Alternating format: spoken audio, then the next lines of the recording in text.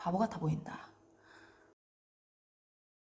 안녕하세요. 섬마을 음악쌤입니다. 오늘은 우리 바이올린 연주자들을 괴롭게 하는 턱관절, 악관절에 대해서 얘기해보고 제가 했던 악관절 치료 방법들에 대해서 얘기해보도록 할게요. 이 턱관절은 다른 말로 악관절이라고도 하는데요. 저희 바이올린 선생님께서 말씀하시기를 바이올린은 병신 만들기 딱 좋은 자세다. 그래서 50견도 빨리 오고 악관절도 되게 심하게 온다라고 하셨거든요. 그 이유가 뭐냐면 바이올린은 똑바른 자세가 아무것도 없어요. 보세요. 악기를 왼쪽 어깨에 올리고 왼쪽을 바라보고 턱을 내려서 턱이 악기를 고정하게 몰아야 되잖아요. 그쵸? 때문에 허리는 어떻게 돼요? 자, 허리도 이렇게 반듯하게 안 돼요. 허리 이렇게 돌아가죠. 허리도 이렇게 돌아가고 심지어 팔도 그냥 이렇게 반듯하지 않아요. 어떻게? 비틀죠. 비틀어서 이렇게 잡아요. 그리고 이 오른팔은 어때요? 계속 무한 반복. 관절이 굉장히 안 좋다. 이렇게 반듯한 자세가 없고 비틀고 꺾고 비틀고 이렇게 관절을 무지무지 많이 쓰게 됩니다. 하여튼 바이올린은 자세 건강에 되게 안 좋다. 무튼 이 악관절이 발생하는 이유는 스트레스 때문도 있고 또 질긴 음식 섭취하는 습관, 저는 고기를 좋아하긴 해요. 그리고 또 한쪽으로만 씹는 습관, 아니면 잠잘 때 이 가는 습관 등으로 일어날 수 있다고 하는데 우리 바이올린 하는 사람들은 특별히 어떻게? 악기를 오랫동안 물고 있는 습관 때문에 거의 고질적으로 달고 사는 병이라고 할 수 있어요. 이 악관절이 있으면 안면 비대칭이나 두통이 오기 쉽고 특히 심각한 경우에는 입이 안 벌어져서 음식을 먹기 어려운 지경까지 이른다고 해요. 저는 대학교 4학년 때 악관절 진단을 받았는데요. 악관절 증상은 입을 어느 정도 벌리면 턱관절에서 딱딱 소리가 들리고요. 그리고 이건 의사 선생님께서 진단하실 때 쓴 방법인데 양쪽 귀 바로 앞에 이 얼굴이랑 이 턱이 떨어지는 관절이 있거든요. 이 관절을 잡고 천천히 입을 벌리는 거예요. 천천히 벌리면 양쪽이 한 번에 딱 열리지 않고 어느 한쪽이 먼저 열리는 느낌을 받으실 거예요. 만약에 악관절이라면요. 저 같은 경우는 너무 아팠을 때 입에 손가락을 넣으면 두 마디도 안 들어갔어요. 네. 정상 범주는 세 마디 이상 들어가야 한다고 하더라고요. 제가 바이올린 할 때 이 악관절 치료하느라 엄청 고생했거든요. 그래서 오늘은 제가 했던 이 악관절 치료법들에 대해서 나눠보려고 해요.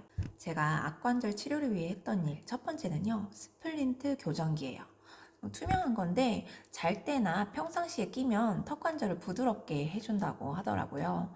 스플린트 교정기는 제가 15년 전에 한 60만 원 정도 주고 치과에서 맞췄었어요. 그런데 나중에 알았는데 이 스플린트 교정기를 하지 않고도 같은 효과를 낼 수 있는 방법이 있다고 하는데 나무젓가락이나 설자 같은 거 있죠. 그거를 소리 나는 쪽에 하고 오랫동안 물고 있어도 같은 효과가 나더라고요. 일시적이지만 뭔가 완화되는 느낌을 받을 수 있어요.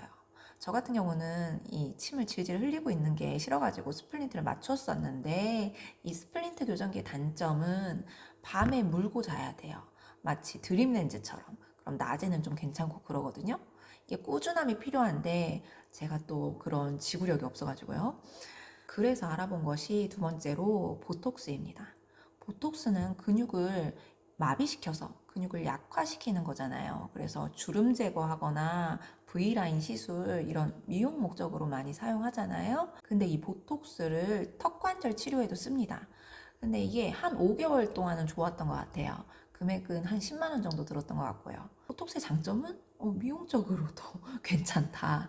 그리고 치료적인 목적도 괜찮다. 겸사겸사 맞기 좋다. 근데 단점은 이것도 역시 일시적인 방편일 뿐이다. 그리고 세 번째는 추나요법도 받아보고 턱관절에 봉침도 맞아보고 그랬어요. 한의원 추나 가면은 막 기계 위에 올라가서 덜컹덜컹 하잖아요. 솔직히 그거 잠깐 우둑우둑 하면서 시원하기는 했는데 턱관절에 효과가 있었는지는 잘 모르겠고요. 근데 그때 한의사 선생님께서 알려주신 마사지가 저는 되게 효과가 좋았어요. 해부학적으로 그림책을 막 보여주시면서 막 설명을 해주셨는데 이 목 근육과 턱 근육이 연결되어 있대요. 이 귀 뒤 아래 두껍고 딱딱하게 잡히는 그런 근육이 있어요. 세로로. 이거를 수시로 잡고 좀 아파요. 이 딱딱한 부분을 풀어줬어요. 근데 저는 이게 너무너무 효과가 좋았다. 이 귀 뒤 아래, 이 귀 뒤 아래 잡히는 이 두껍고 딱딱한 근육을 수시로 자꾸 풀어줬는데 저는 너무너무 좋았어요. 한결 입을 열고 닫는 게 부드러워졌어요. 한번 해보세요. 그리고 네 번째는 뭐냐면 제 바이올린 선생님께서 알려주셨거든요. 바이올린 연습할 때 입을 벌리고 연습해라. 이게 무슨 소리냐고요? 이 악관절이 우리가 세게 입을 다물고 있는 습관에서 생긴다고 했잖아요. 그래서 입을 벌리고 연습하라는 거예요. 어금니가 닿지 않게 해요. 단점은 뭘까요?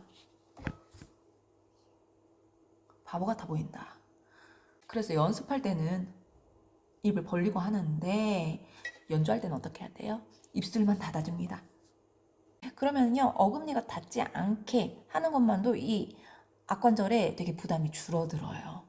그래서 선생님, 악관절 좋아지셨어요? 네, 완전하진 않지만 이제 딱딱 소리 안 나고요. 지금은 정상 범위라고 하는 손가락 3개까지 들어갑니다. 이게 만성 질환이기 때문에 하루아침에 고쳐지는 병은 아니라서요. 바른 자세 습관을 가지시는 게 무엇보다도 중요하다. 저 대학교 입시 때 바이올린 선생님께서 야, 너 바이올린 오래 하려면 요가 같은 운동 열심히 해. 이렇게 얘기하셨거든요. 그때 그게 무슨 소리냐. 시간도 없는데 무슨 운동인가 했거든요. 근데 이제 나이 먹으니 알았죠. 바이올린이 자세에는 정말 안 좋은 악기구나. 그래도 우리가 이거 자세 안 좋다고 바이올린 때려칠 거예요? 아니잖아요. 우리 바이올린 하루 이틀 할 거? 아니잖아요. 노년이 되어서도 할머니 할아버지 되어서도 바이올린 취미로 끝까지 가져가실 거잖아요. 그쵸?